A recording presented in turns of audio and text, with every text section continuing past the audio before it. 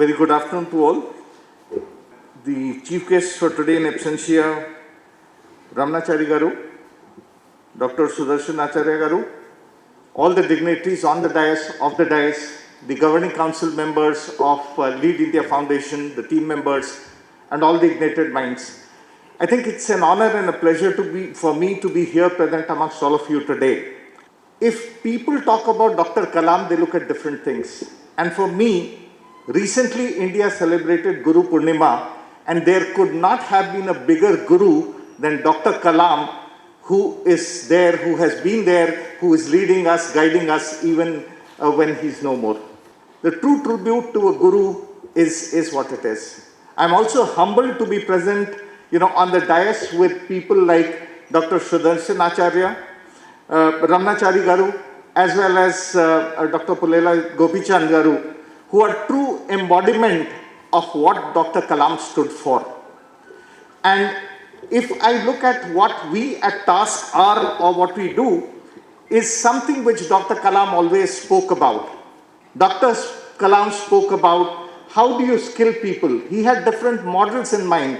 He wanted school education to change, where he said 25% in the classes 9 to 12, people should have vocational education, etc. Now, fortunately, with NEP coming in, those dreams are also become reality. But having said that, I think one of the things that he spoke about while skilling people was more in terms of how people in colleges should be given a skills certificate along with the education itself. And if you look at what TASC is providing today, is exactly that. TASC is looking at how our student, the youth of Telangana, can be skilled so that apart from, because we know that there's a huge gap between what the academic institutions are teaching and what is being provided by, and what is required by the industry. And that is where Dr. Kalam, being a visionary, being a thinker, thought about what could be the gaps which would exist and how we could fulfill the gaps. I was fortunate enough to be involved with Dr. Acharya as part of, when I used to be in my previous avatar as the CEO of NASSCOM Foundation, I used to also head the strategy group for India at 75. And that's where the vision was created by two stalwarts, Dr. Kalam and Dr. C.K. Prahlad, where they said if India has to become a leading country, no longer a developing world country, then we need to ensure that the majority of the people, especially the underserved, are provided opportunities. TASC, the biggest role that TASC plays under the guidance of the Honorable IT Minister and the department headed by Mr. Jayesh Ranjan, Principal Secretary, IT and Industries, is ensuring that we are able to democratize education and skilling to all across the state. 2 years ago, when we look at the way TASC was delivering its training, 60% of the focus used to be on urban and 40% used to be towards the rural and district youth.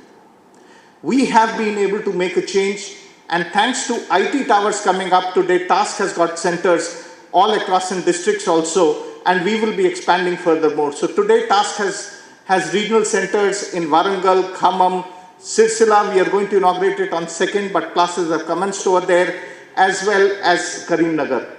Nalgonda is opening, Nizamabad is opening up in September, and others will also follow. Our philosophy is very close to what Dr. Kalam actually spoke about. If you look at ourselves, and I'm sure some of you would agree with me, that somewhere creativity has been scuttled in our nation itself.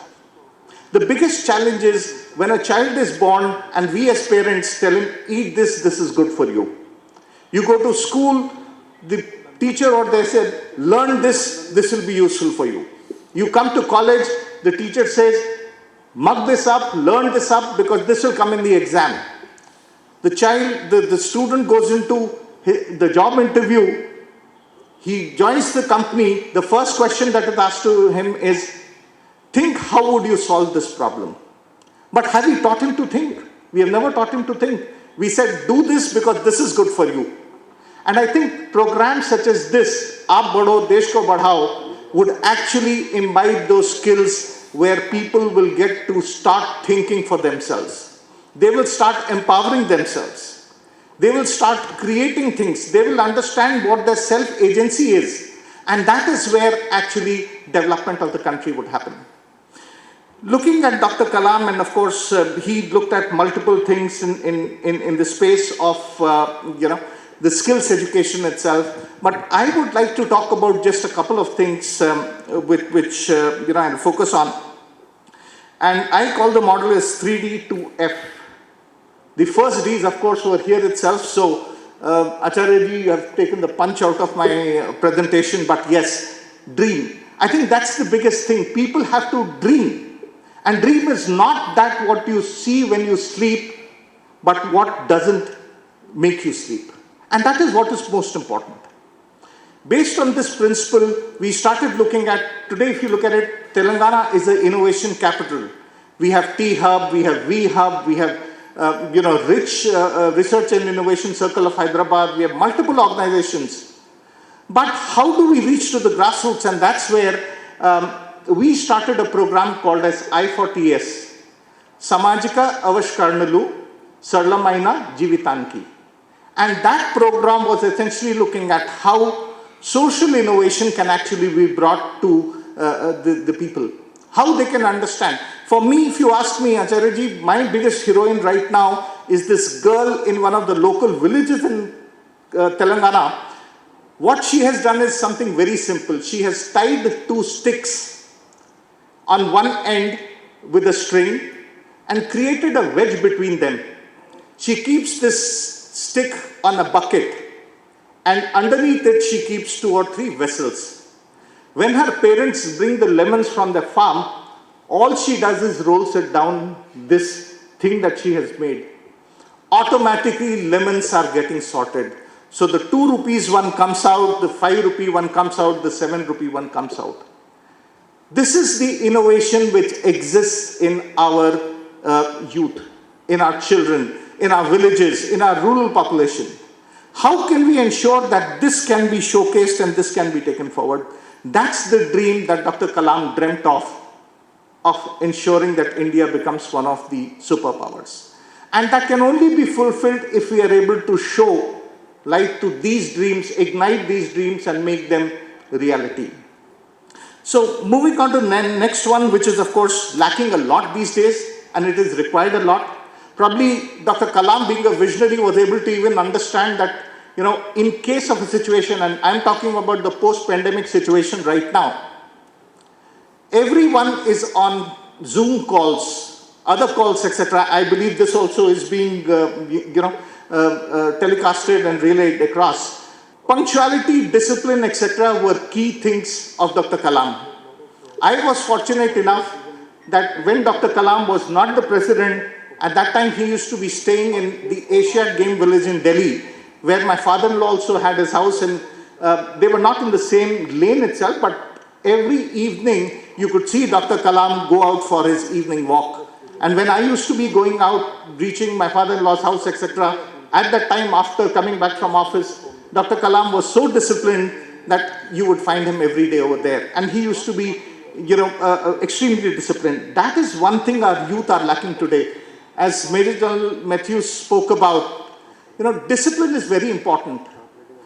NCC can take only so much percent, and Major General, please correct me if I'm wrong, but during my tenure at NASSCOM Foundation, I was also part of the National Security Council Advisory Group coming from the IT industry, and that time we were talking about that only 1.7% of our college youth today are part of NCC. And if it is that so low, then how do we ensure that people become disciplined? I think it's programs such as Lead India which will imbibe those values in them. Next one, of course, is determination, right? How do you ensure that determination? How can you ensure that people become determined to do something? And the example I can take is if you see a long jump, if you see a person on a bike who's jumping over a distance, what he does, he comes over there, accelerates, stops over there. He doesn't do the first time the jump, but he's determined to clear it. He keeps on testing it. He tries to make he psychs himself to do that thing. And that's the determination that we need to develop in our youth, so that our youth tomorrow can actually become true leaders. And I'm not talking about political leaders, I'm talking about leaders of the community, leaders of the society. While we talk about leadership in corporate world, it is programs such as this Aap Badho, Desh Ko Badhao, which actually help the youth realize its potential in leadership.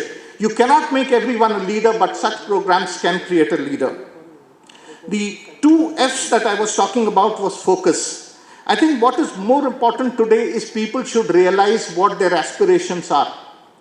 We at TASK run some programs which are called as essential skills. Because nowadays, along with soft skills, you also need to have attitude. Companies are looking at people who are flexible, who are focused. And these two F's were given by Dr. Kalam at that time itself. How do you remain flexible? How do you remain focused? And we have seen that during this pandemic, things have changed. All of a sudden, 50% of the workforce had to work from home overnight. And 50% or 30% were going to office, and then suddenly the lockdown happened. Everything was changed. People have to be adaptable, and these are the skills which are very, very important. I think on that note, I would like to once again thank the organizer, Dr. Sudarshan Acharya, the Lead India Foundation, for providing me an opportunity, and also leave this thought. Of course, Ramnachari Garu I'll say, he has told us to partner Lead India Foundation. Yes, of course, we would be happy to partner Lead India Foundation, because our vision is the same, our mission is the same. How can we empower the rural youth of Telangana, the underserved youth of Telangana, is what our common goal is. So on that note, I would like to congratulate and thank each one of you for doing such a wonderful job. And thank you for having me over here to express my thoughts on this occasion. Thank you.